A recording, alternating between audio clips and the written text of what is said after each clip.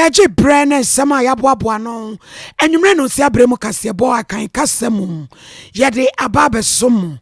Cassiabon is someone better be any. Was one for warrants, I say, Wabadi another DM the foot to Amagana 40 in Ayamoa, Nayan galamsey no as. Nabusia galamsey hunkomo ya ntete abato performance mchefa pono so chesa nyano kreda search ma untumi mfidia odi gala wo sama boy eye forest onom no wo makwa akwese ne bebawura ho ne akwa akodi nkomo. Mami Patricia Siedu ya party Nana grada na so court na die ne kopiem. Na Ghana Revenue Authority mpanimfo no mo ne Kumasi adumadwadifo no mototo wo shops no mkokosia ne kosi senie ye di akire. Wachiri ni panu bia osusu se Afuano Southwest wodi gala ewo. Na Metro Masensen some mpanimfo da adwuma no sre adwumaefo no so mbesre wo no mada acha ikina fie aketua ne yakam bia no wo betie firi ho no mo sro mo wo monko adwuma. Wo pe bambo kase pa yese ne aduane na sese ehwe ne yi. Na no memenda de tumanim safunu bia yira wo santase abonten so na nwumre yi entete abato so performance mchefa pono so chese abusua ko hufunu no mo hu no wahe ye bedi nkoma nwumre pa. Abato akwa Mr. Sama nyoko mako dunsun bi wo a wo betwitwa won mudimu every one monkratem. Abusua we ni afufuro pi ni akekese ne ne se kase aba bia wo bia na nwumre ye ba na ye de ababe somwo wadwenche no nsusu obetimi de ababe kan ho wabra wo kan ho wo ye social media platforms ahodo ni nyina so wadi kan ho no meda ye da se emu akwa ba fe na nam kwa mu kwa Facebook Sompa 93.1 FM Sompa 93.1 FM na YouTube so no Sompa TV wadwenche no nsusu de bia ono mo a yeguso aye be kase ne mamu no ye be kenkan ede amamo ye ne a yesum anwumre na ya obo amalibi aboga anwumre mene wahini ni amakrancha da zoa sofumami premaini kase bonu mi ebiemu ene didi swei waswafo a warensa se wo baade ne pa ya wode ahyemu ama ye ne onumonyamfa Samuel Abuginapo wahye na fo nyina dase nyina mo na so ye no na wakonkase ana na dodan kwa akufade na ban ye hyaye e wo galamsey so no ye ntumi ntoase waso wakon na akwa ye wakon bia ye ntumi nkon no ni nyina ne se Ghana fo dodo no sa ye ni se ko fita ya emfa ye ho kora na so esi nyina ye gitum se o ha kase a ese ye nyina so ekomu oswafo e di asembe dwa wo bra na wo ye tan ho meeting yibia wo ne ensentwerefo etwetwen komo ene wakasasa that this war, this fight will be won through the collective effort of all of us. All of us will have responsibilities. All of us have duties. I certainly have a huge duty as a minister. I don't shake it at all. Man. I'm not oblivious of that. I am fully awake to my duty and responsibility as the minister responsible for this. So is it that the president has a duty, and it's not lost on him at all. But I believe that a lot of stakeholders will also have duties. Traditional rulers of our country definitely will have duties. Major stakeholders at the local level, political leadership, civil society organizations, media people like you, citizens, all of us will have responsibilities to come together to be able to come to grips with the issue of small-scale mining in our country. And if you permit me, let me just refer you to an American play stalwart at the nation who is repeated to us, and I quote it, that until every individual feels personally responsible for the careful planning and the preservation of natural resources, the inexorable destruction will go on. And history is abound with that. Anywhere you have natural resources, anywhere in the world, whether it's in America, Australia, in Canada, in South Africa, when the community does not come together, so is it with a lot of crimes. When the community does not come together, it becomes difficult for government to be able to make any progress on that. And I want to repeat and do so with emphasis. That in no way suggests that government is passing responsibility or government is shirking responsibility. It is the government's responsibility to deal with illegal small-scale mining, just as it has to deal with all the major issues in our country. But in doing so, we will require the support and cooperation of major stakeholders in the country, which is why on 5th October 20, the President found it necessary to engage the National House of Chiefs and to invite them and to call upon them to continue to support government in this effort in clamping down on illegal small-scale mining. There are a lot of stories about the disconnect between chiefs, the traditional rulers, and political leadership and security services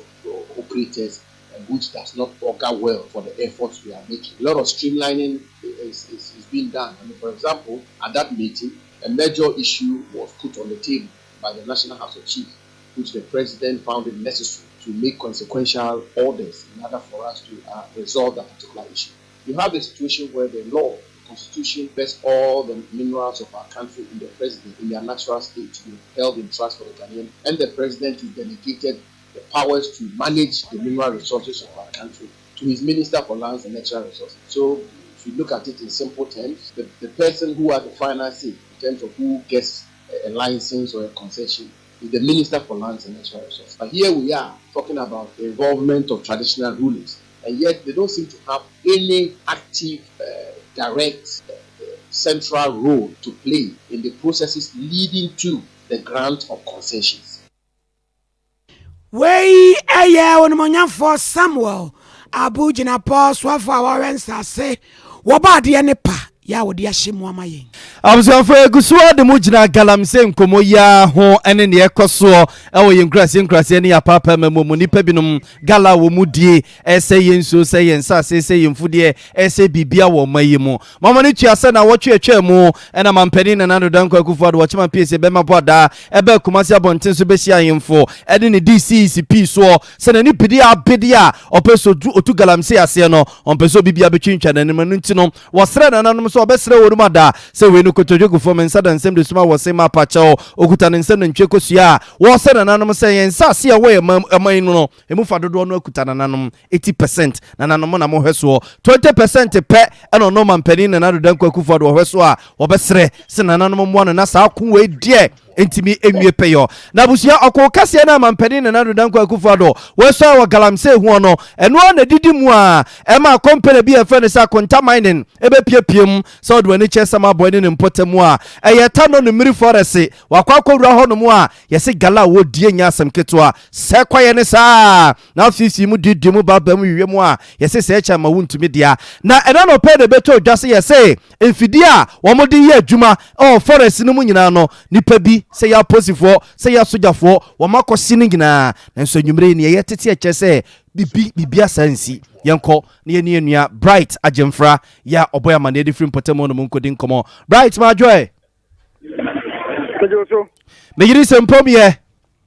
hello Bright empom to say yango banda roma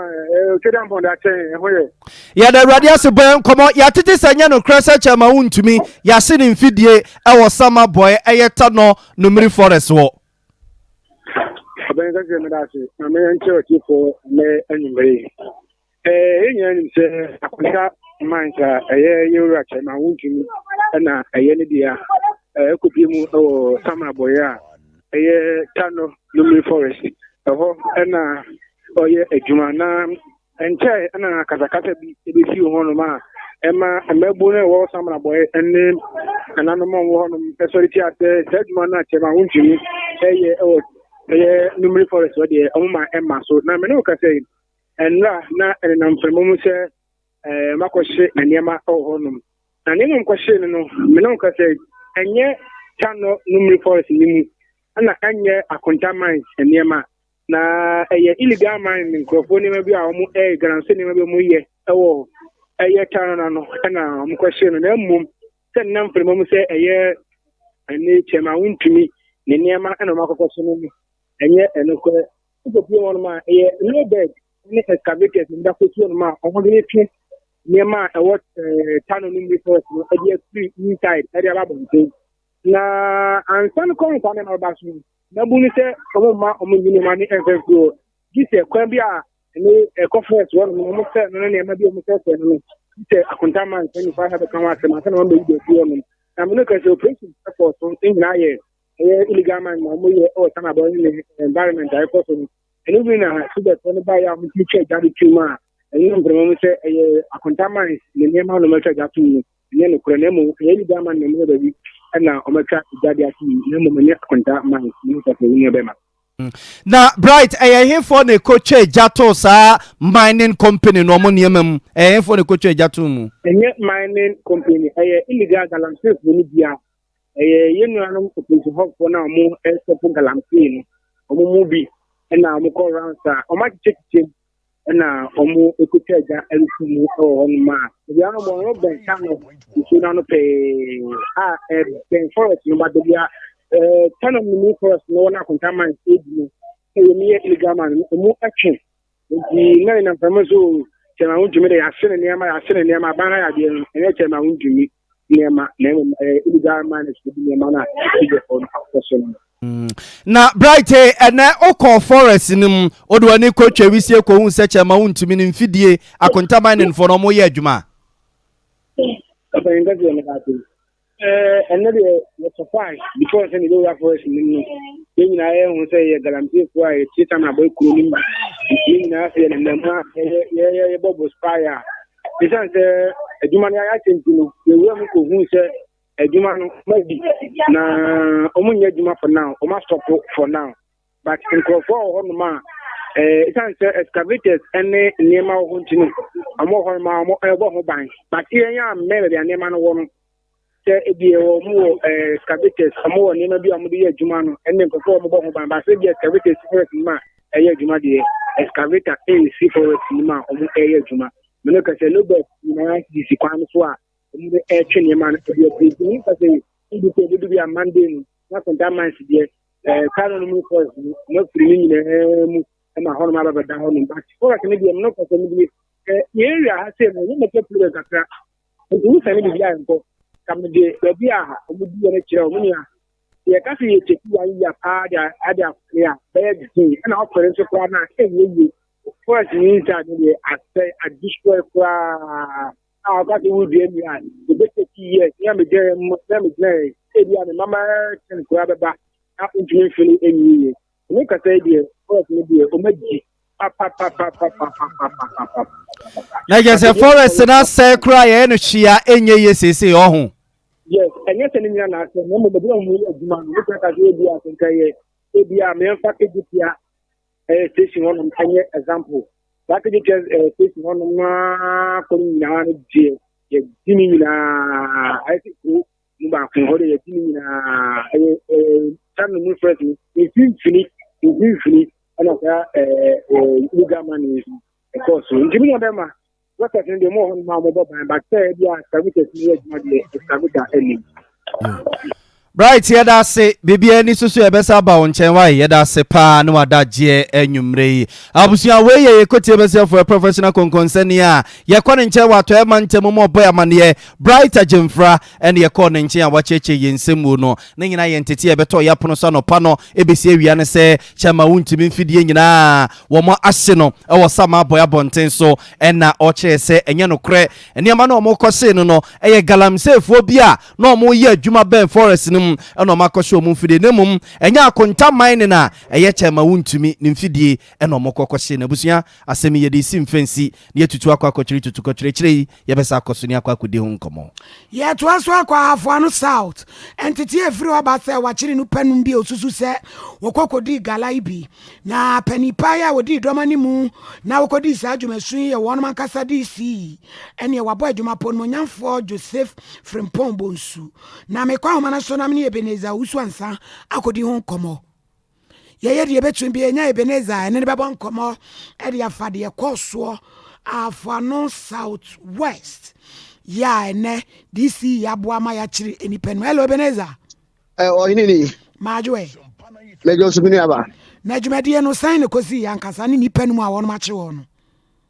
oyinini medasi said the wedding kan e de asem no atudwa no sa pepepe enetie wo be pie mu e wo ahafo ano south west abato mpeso so a sisi amno kasa e de betimi edmenses me bo akasa enipa num na ba akwa wo ka ho mo ye num no wono ye ni tani a sisi amno kasa no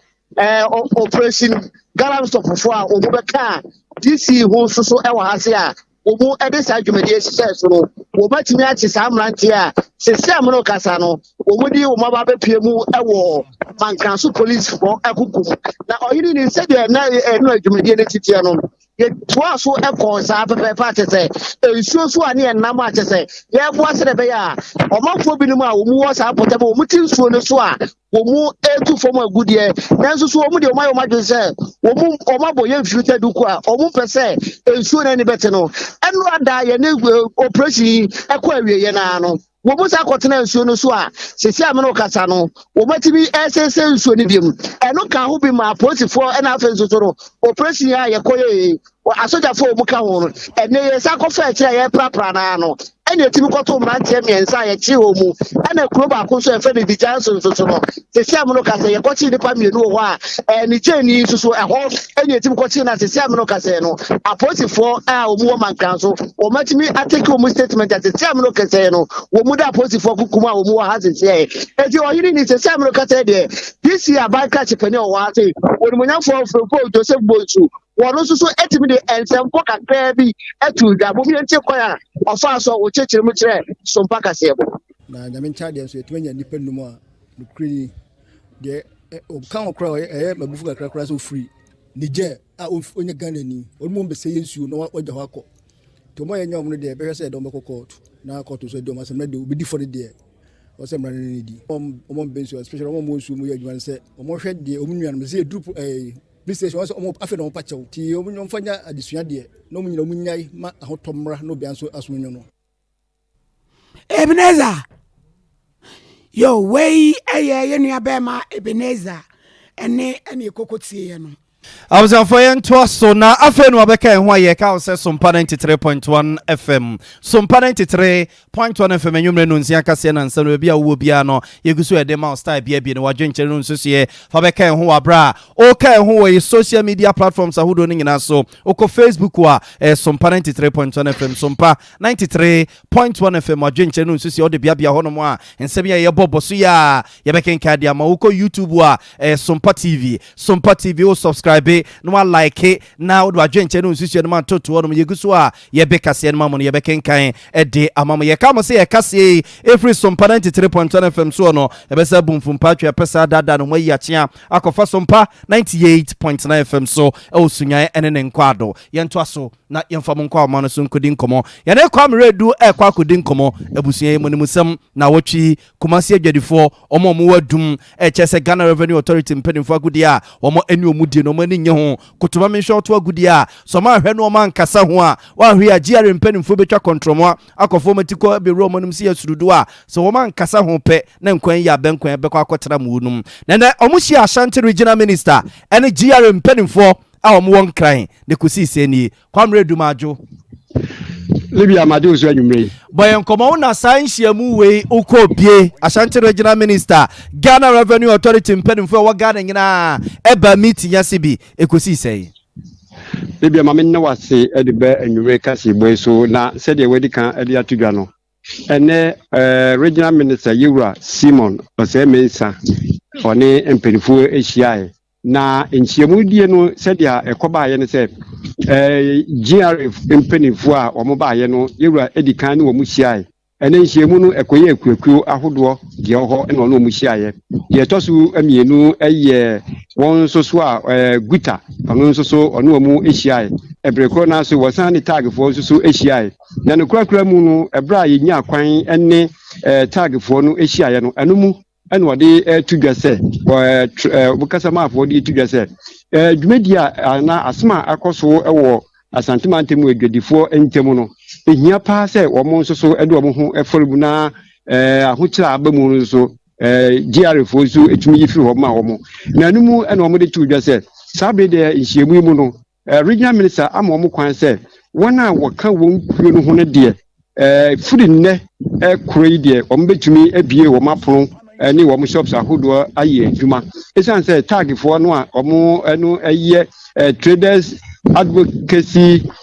group no omo no agina brane na omo de Regional Minister ama omo kwan say enne efiri na ne yechina ene ne nkeka ho kwa de omo ho kwan say omo bie omo shops na omo ni amanfo diga na wo kire mu kire say ade a wona wo ho nyina no anase dwumedie na ekoso no Regional Minister nkasa bekọ omampani nchen anase wodi nsem nyina beto omampani anim ne wabọ mmọden a ne wahwe de beboa adwadifo yi na mripa mu no di omampani beka kire no soso no onso beba ama ade ba beto adwadifo nyina anim ama wo soso eho ato wo ama dio esi wo yi firi ho na nhyehyɛ so wo ye ade ma wo soso omatumi enya emu echefa eno kura na nu ribia emu ho no nanka ne akuaku na wo mhiehyia wo no se wo hwe enura adumfo na wo mo eye press conference no na wo mo nim se nhyiemu no wo mo so ka ho nanso so ene awrahosam no se adumfo no bra o mo beduru ho no wo mo nyaane ntie se tagfo no ni wo na nipa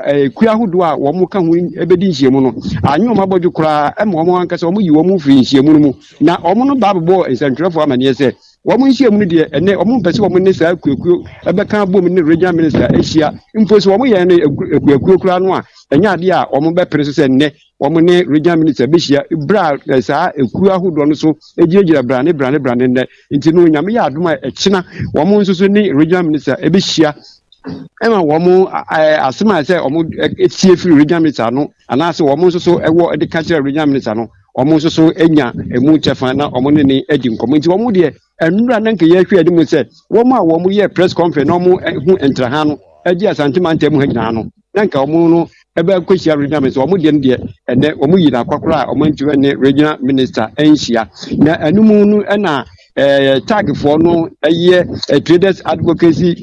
group for no edi tu yanu se womu de womu nya akwa de regional minister hia nti nyankopon ya adoma se wa hye womu bo se womu mfa womu mie bi womu apono no womu enton de wono ye bisa womu se na mu no esan se eyemu bukue nko na efie nura wo mu so aye adum traders so adie nko no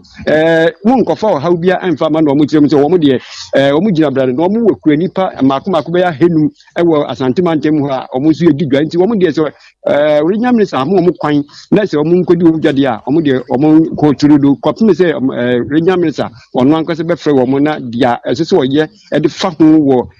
to ni tua no ne nteteso ne nkeka ho mu no ebebe wo mu no omo so enya mo chefa nti ene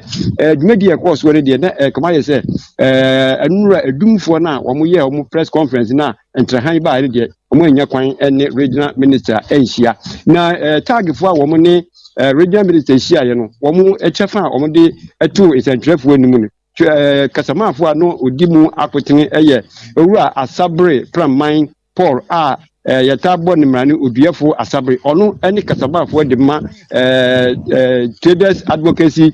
group wa omwo asantemantam honma ene woni yedi nkomo na woni ye kasa no sei ena wokan e de kire ensantwerefo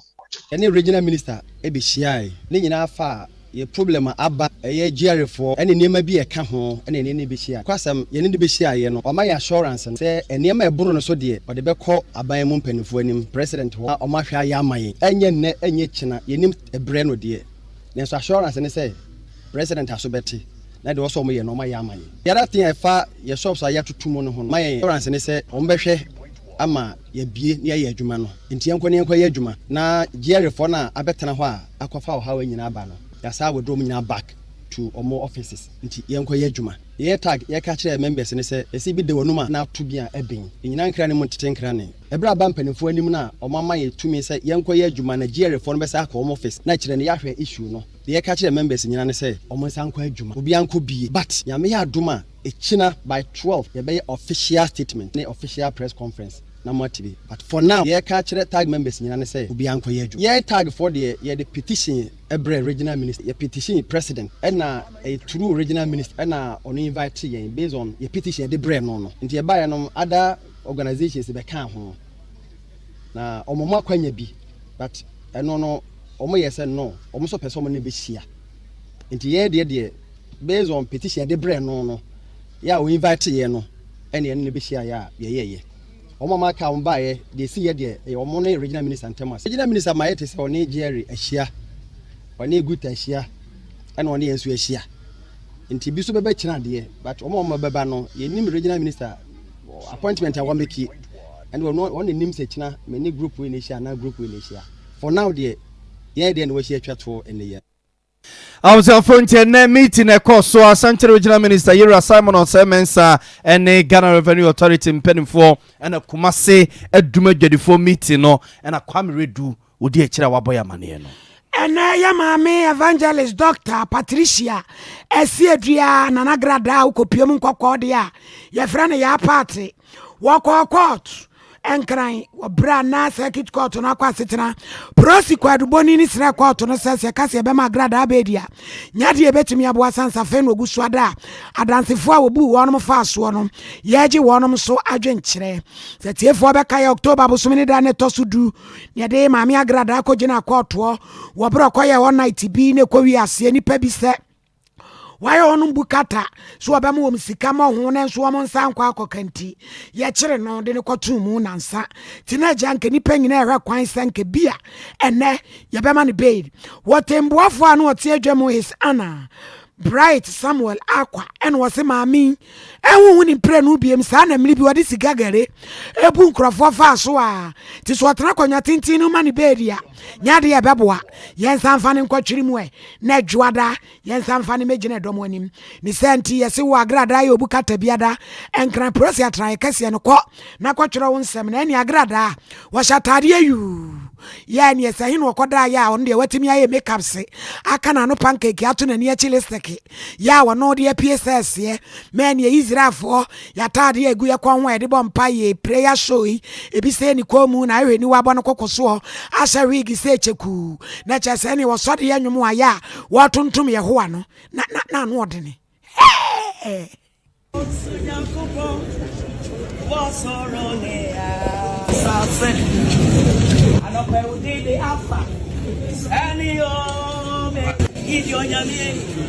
we have, and you want to eat right for if he was on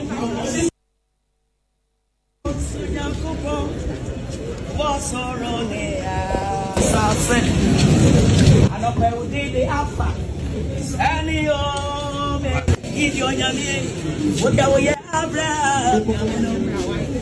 and you want to eat right for. Ya party no wo wa so de mo e nyina momra he koton sole ni anya ni sa na de oba ya se Israel nyame Jacob ya bua eja nyina Abraham asefo eto ne dia wa fra o jefo ye o so afra ne jefo twajefo Yesu mo pa nyame hu aba wa mobo ate ehun ni mobo na ba bi eduru no eduru kwanta na so case na we dey Damascus ko mu no nam yo Damascus ko mu eno onam yi otale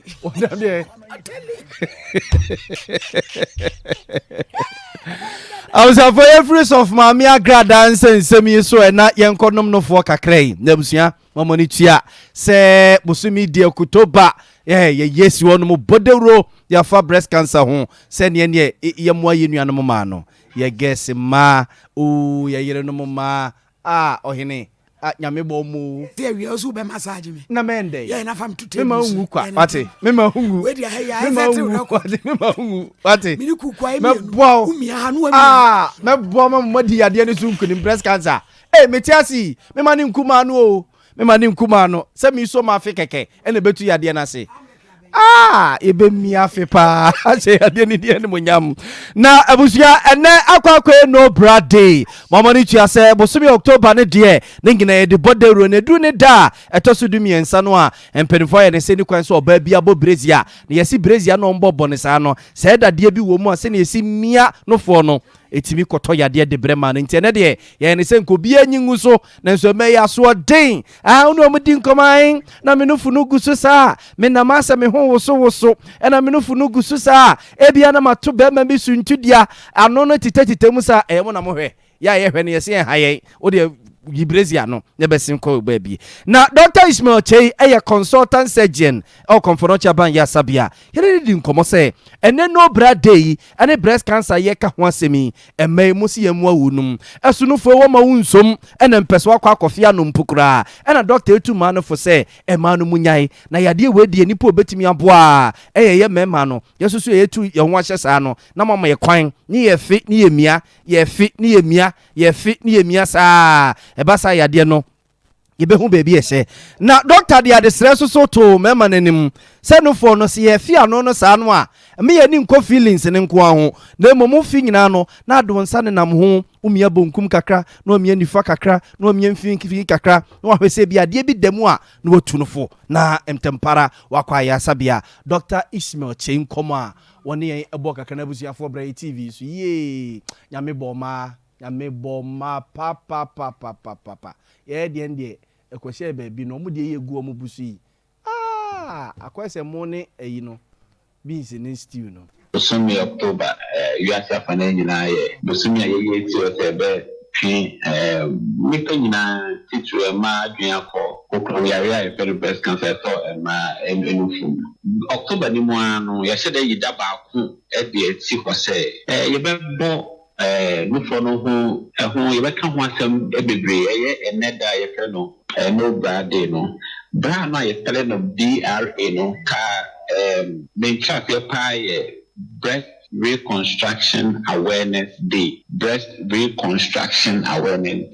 and then you know your man be doing almost sure say on the back hospitals we be told because and then you almost sure say you be on the full channel mastectomy no and even I'm paying you know you can move and then the man do go now back hospital because almost sure say you be on the full to actually and then you know yeah say be you for day feel but say man na so who say you for no feel and then it's me you for no from you are on na say you can implant everything that you for no for ma wan say on na ma o so atare no na ma obi akwa mu say man you so that and it's na and BRA I breast reconstruction awareness day no I no brad day no you tie cancer I think you know you say any brother Cambodia but the breast reconstruction awareness BRA no and the brad the family uniform in a day abaka then maybe a war before we are by war a war partner or your bar the kind is the over supported South Bano war so can be so maybe I say or him Robu say Bosumi and you are what show the Funana or baby I say Bosumi be a good say why you should on the insane you have to chuma or look for one them as far as worry or bad day I was maybe I'll go so second layer who didn't for no one grow no then I was what being because I do or her the who did it for I will look for one now last week and last 3 weeks not anyone so we this as what 10 years ago so I'd be a sister say or him last month I made do for maybe the as I never be so could be so and be what be up as well and I am back for my share in the third so be the first one unfortunately I'm breast cancer treatment very stressful. Just a family make a claim there. And then the big answer so the full or boyfriend get a boyfriend in the meeting out with no support for a ban period now ban go through treatment. And it's a local stress no nanka belman so what type about it now ultimately no ban home after my own for Dr. Ismail Chain yene kokodi nkomono ye consultant surgeon e konference ban ya sabia no teaching se mo de kire se mema no se ye finofo no a nye feelings ne nko ye nta ni hu agro na ye nhunu se bibi demu ane atwe ma na dwene si so na ntempara a doctor for no so abam na jimjeni o ma hwe yade na ko e de amaye na memeti asi me ma breast cancer nku ma ne da ye ntwa no fu ye benom pa yiro benom na panipa bia kasa se wo hwade ye bambo a eye duane oswafo a wo hwa asetene mu abo de nyansa pani abefosem environment science and technology doctor kwakwa free wo se aduane de ye bambo a sense se edidi agro nti so ma bi so pra aduane na ne kusa akon de a na de wo haw ne beba na wo kasa wo bra 2022 World Food Day celebration na wo kasa se asema wo kasa on say leave no one behind, better production, better nutrition, a better environment, a better life. And na wo kasa e wo asem ewo enkra pumpuni emantemu na wasi ebedidi nso anache se aduane papa na se o my Ghana yesi ebere ya woro koche yi ankanya ni se nei yedi mirika ye kwa ye mefo eho no Dr. Efri your food nationalism sa covid yi ba so a eche pa ankebedu e bi no na come the Ghana for if you say ye yefu ye de akoshe bi no nsem enti aduane ye security matter say any binum nya okusesi ana o man bi etageti en say omo mpe asema o betumi block import na efe e betumi dia o na so it takes at least 1 year or 2 years and sana when you are the sort of harvester odo be hwade for me no nutrition any food there is so basic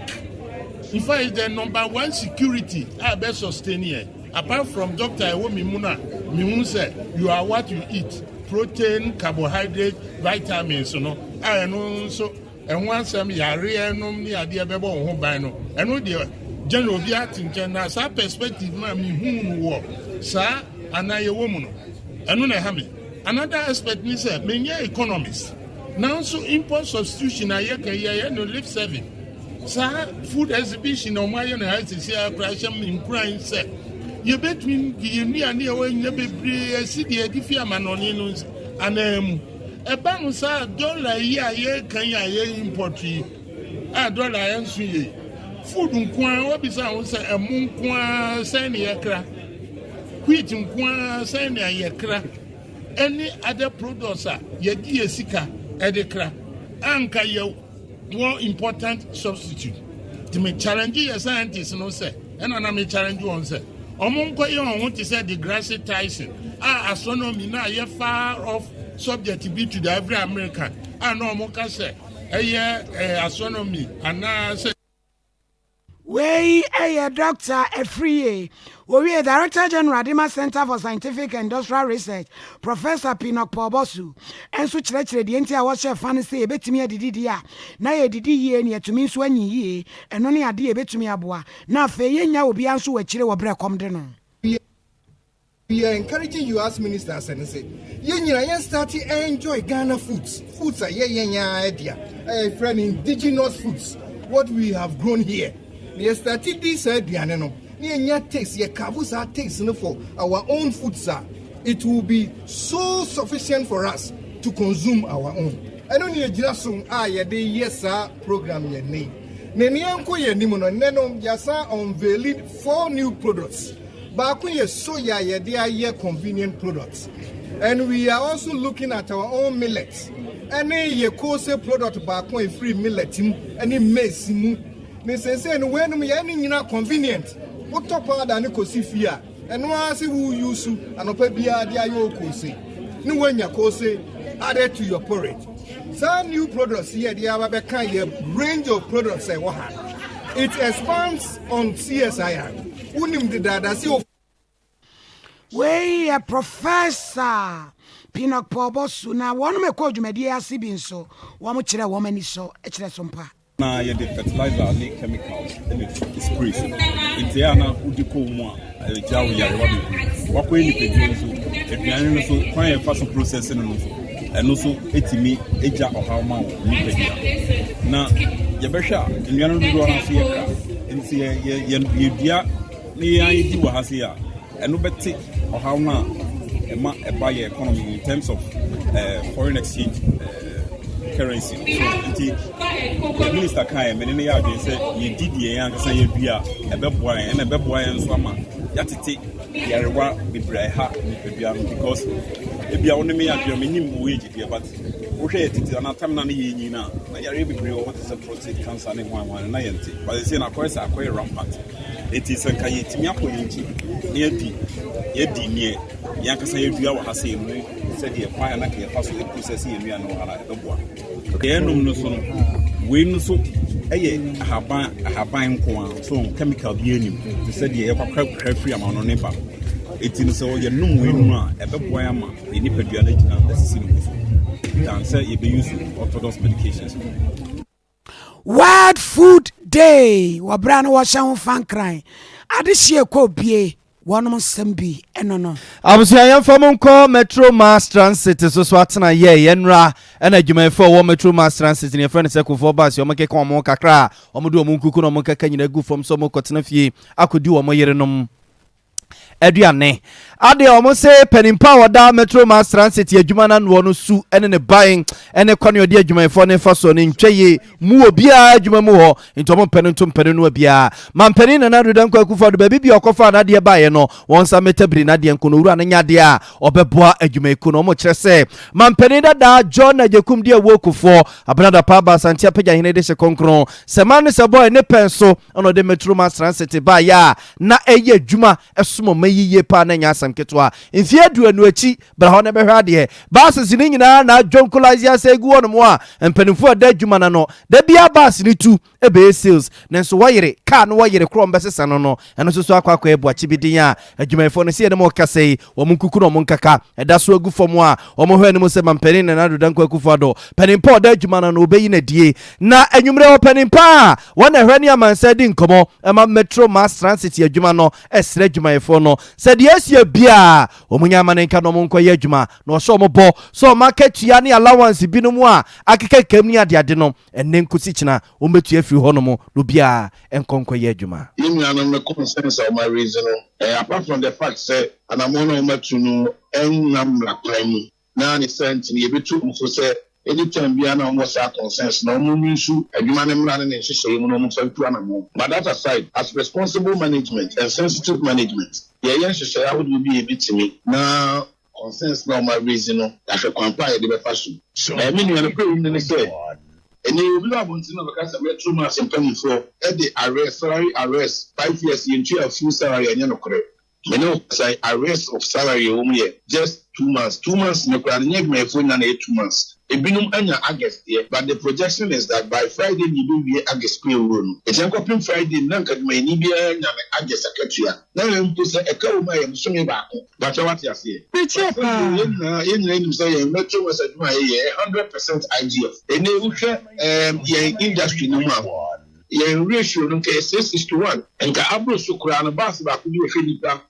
Bas ba ko bi hwe nipa nsia ene Metro Mass bas ba ko hwe nipa dunsia 16 ideally no se ka Metro Mass ya nkran bi adwuma ko be yi nipa be 2/3 of the workers net but ye adwuma na ye no aban de ba se eme create employment ema mabu enti no ene mo ye den kra MD said that bi ye be ye kakra na ya share the bases no ya be ka eno na ama o hwe ye population of 2016 any bases just 187 I did juma. The sum is why a rate bill inquire 3.9 million. What mean resist getting in a since a clamor will be about 2.2. No, what if you a few nanny I can about what is over to understand. Now we are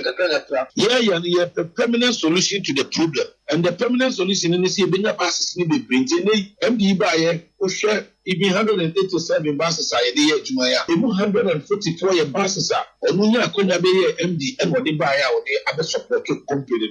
Because what they buy any interest in put to learn. But as a family contraction, and no necessarily an animal to and an amshima in us are buses. What say a banisani who said, Umushi here any of the two magno. So I use solutions to a human problem no okay. Now almost target.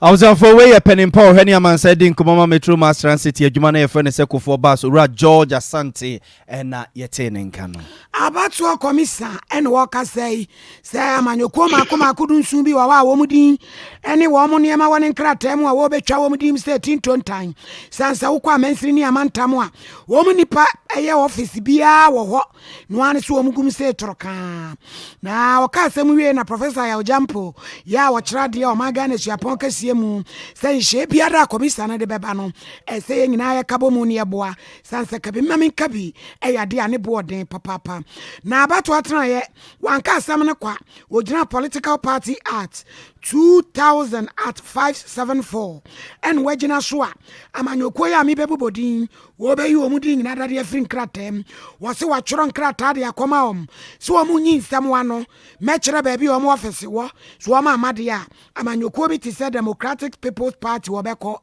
United Front Party United Development System Party Every Ghanaian Living Everywhere Eagle Party no Yes People Party United Ghana Movement Asante, Democratic Freedom Party DFP, New Vision Party, Ghana Democratic Republic Party, Ghana National Party, Power Unity Party, United Progressive Party UPP, Reform Patriotic Democratic, People's Action Party, United Renaissance Party, National Reform Party, United Love Party. Na edianya. Wenom ɛna yɛbɛyi wɔn afiri mu na mekwa wɔn so na mene Dr. Abdul Jalilu Atiku akodi nkɔmɔ. Dr. Abdul Jalilu Atiku, assalamu alaikum. Wa alaikum salam wa rahmatullahi ta'ala wa barakatuh. Na mo muti sɛn. Awurade adom me ho yɛ. Menim sɛ wo nso Allah nti wo ho yɛ. Me adom me ho yɛ pa. Nea abatoɔ atena yɛde aba yi, wo ne sɛn? Yo medase me fa wa fidi so na me kia wa tiefo nyina. Nia electoral commission edbaye no. Obrini beka sɛ a long overdue. Hello. To doctor. Hello. Hello doctor, me te wonka. Yes, okay. Beka sɛ a long overdue. Because Osha political parties don't know they exist only in books. But say omo activities near say omo ebua terms of say bia development policies ideas be na omo ewo a omo so betumi e de aboa say bia nema ya ekono no ebia nema nko yie ebia say na wo say ye ba so many things what think omo contribute ba wo sha do no I say why fly by night parties they only emerge during election time. Election eba na omaba after election na omati akoda yenti omonka biom. The next time I bet you say bia election esan eba. So I do not think say ena emlanso ena ye de chichire on my democracy e kasi democracy rules and regulations ewo ho. Enti say political parties no emlano e kire say they must have a national character. Enti they should have some visibility say at the national level, regional level, such visibility no here. So what you say, but the point is say electoral commission kasa ena omatna wa parties no sa na me nyina ekoso for over so many years electoral commission because I'm not say yeah mo audit make sure say this is how to regulate political parties into political parties law no 574 no e dey ebaye but unfortunately electoral commission atna wa omo enye won hwe Ubekaya, last, I think after 2020 election, NDC form paying for be Professor Ahoy, the second person, former chief of staff, Omo steady bia, Omo Edanadi, Omo recommendation say, here another body, regulatory body, it will be in charge of political parties. So, because Mika said, interview, okay, we need to know exactly. Then a problem now electoral commission and to mean performing this particular function. Akwa say electoral commission no omo bibia dey go election. It's about election. But the other aspect now, ye dey ama omo say bia mo regulatory political parties no emra no nie. Se parties anye a year. Why was say funny. Unfortunately, electoral commission has not been able to hold parties accountable. And say omo dan say omo say they want to do the right thing now. I think it's welcome. So what you say? So emrano and the teacher on my parties, it was said you can say democracy and non say a party, so I form a party and one for one election, no what the other 20 years, 30 years, saying 15 years. No one sort of said me a political party because another election ever. And I said the IPAC meeting be ever because all political parties now and they have not had any activity bia na ye de omaba say they should come and participate in the voting. Yes, na parties na ewo ho a omode omosika omode omahonde eboa echichire oman no they don't let us say no because these smaller parties can go and vote against a particular decision at attack level because they are considered as political parties. Meanwhile, they only exist in books. So be a decision ba na yakonya ne omo e dia ba. I do not think say it is the right thing. So near electoral commissions sorry say omo they need to follow through. They need to continue with it. And it shows that, and my NC, if these parties are scrapped from the books, they have to be consistent. No, make sure say other parties now exist no they should follow the rules mmara na yɛde ahyɛ ɔmo say ebia January ana ebia 2 years after election ana 6 months after election no electoral commission was say we say electoral commission edi mmara no so to hold parties accountable. Dr. Abdul Jalilu Atiku, yebeda wase papa nyumre ene wadaja wanyama yin. You me so me that say. Political Science Department, o my Ghana su yaponka siemu ehona Dr. Abdul Jalilu Atiku wabo ejuma oni yen ene kasayi. Abusuya ye na ye homre ye ba ne aka chiri pi ye bedi ho nkomo.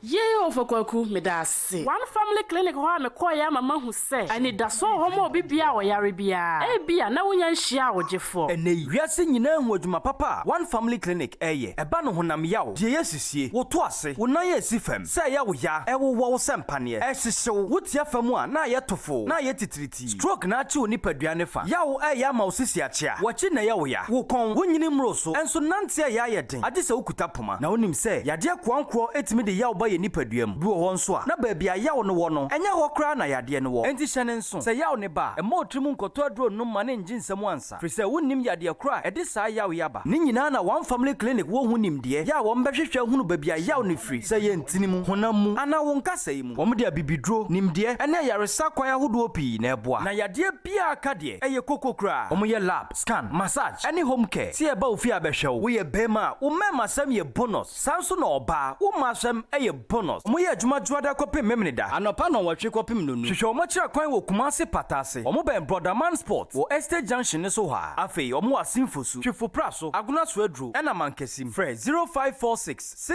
686817. Go www.onefamilyclinic.com. One Family Clinic, the pain expert. One Family Clinic. Abusuani nyina ya resabia.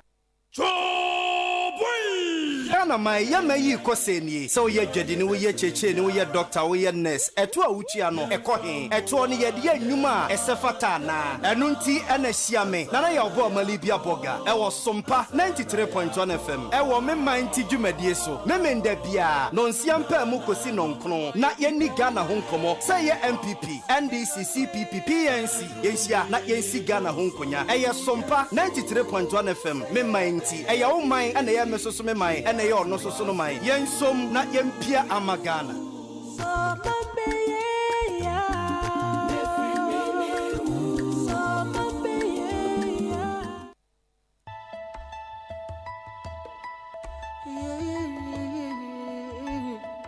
come back. I dream Quinty. Abusiafo na menimu dwumadi a eba wokwa mu fiti dadwoada akopem ne yewada so wo Sompa 93.1 FM no ya pon dwumadi foforo kra wato ne di I want you back me hia wo bio bribia si ama adofo ne adofo ntamwate awafo a modom ho na so bibi nti mompamani mu ahwe eba wona wo maame anasa wo papa ntamwate ya wo pese mo sa kabo mu ana wo fomo dofo bi wonyanka wo besa kɔ ne nche bio I want you back and yet yai edaye wada bia and run on 9 akopem no nsia animdifo besi nkonya ye besiesie wasem ne ye de yie enso to yie I want you back me hia wo bio bribia ni afra homan 0244 80 96 41 0244 80 96 41 I want you back me hia wo bio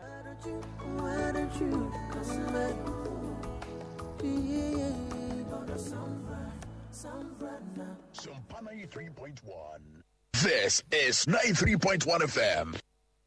Abusia ye sama makwa babio ba Sompa 93.1 FM enwumre no nsia kase so ye nto asoma manager ye mfa kase ne enkowie e wo nano memenda nsem bia ye de to ye tefo anim na samba kase ne so nano memenda ye enwumre no nsia kase mu se ya ene e bom man ye free santase ye pira bonten so se hospital bia ye fe ne se Hope Exchange Medical Center wa santase ye pri abusia bi di wo mo maame oba pani abna kwadu kokoto hono emra maame ifra ne ntuma tintimu na omodi amu no ko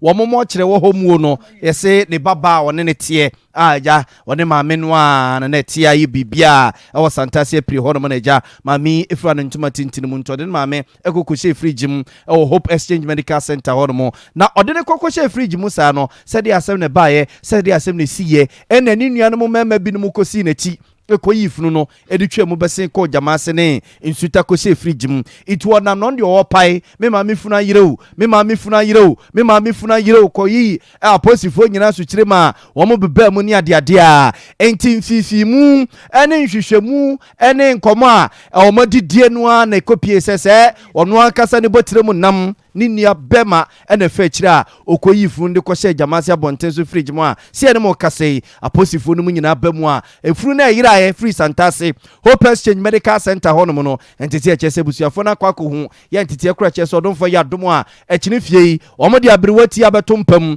ewo jamase hono mo na ni na yiyo ni sikasanom ne ade nyina no womo ede atoaso wei eye entiti a abeto ya pono so yemfa kase ni nsi na madwe nche kakra mo boso ne yenko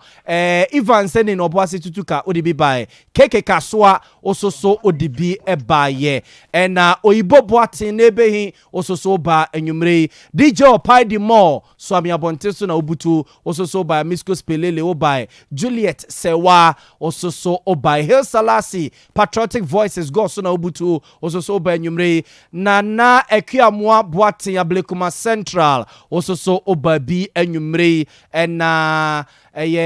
to way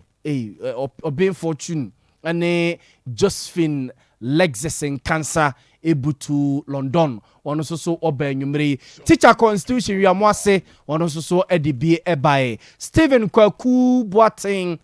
Kwaku Aboaje Stephen Kwaku Aboaje atwema ai nwabieja amoaman enobutu ono so edibi ba enyumre ena Stephen Kwaku Aboaje no Stephen Charles Mafo so no ebabi enyumre ena obin fortune eba babia abusia yemfa munsi yene ya esoma enyumre na ya bo amalibi aboga mene wahine ni. This is Sompa 93.1 FM. Adishma yemfa eyinkai boy entwaso kotei amwai eba peni mame ekue pokuya otia sene friend mame ekua de kote kwa kudu abo ama okumase kunafo ni owura yire agata owusu kosu eforuwa atwemate chiman emofra wono mame won papa da fomu yi ene owura yire comfort owusu donfe adwocha tanoso owura yire tina pokua wo Germany owura yire Stella owusu Germany owura Samuel kwesi owusu Germany Uraye Margaret Usu Ajima Bajwa Idwedini Oketia Uraye Felicia Usu Amponsa Metro Mass Transit and Crime Ma me Belinda Usu ye nurse ni wa konfanochi ebusu nyina isi ye se kotei amwai ebusu apeni kwesi kom otiase na dodo no asenim se ura Samuel kwesi Usu Chiano di okron ensia ye de ne betum pemeda memene da ono ani fie biaya any police station no di enimhwe ewokote ahamanache no nine any mubaya Mount Zion Methodist Church for ebe penokrabia kama ewokote ya de hye no emusie na no achi wode ayi no be hye so obra premo ato memenda no kote RC School Park free awia don ko kopanyumre no nsia na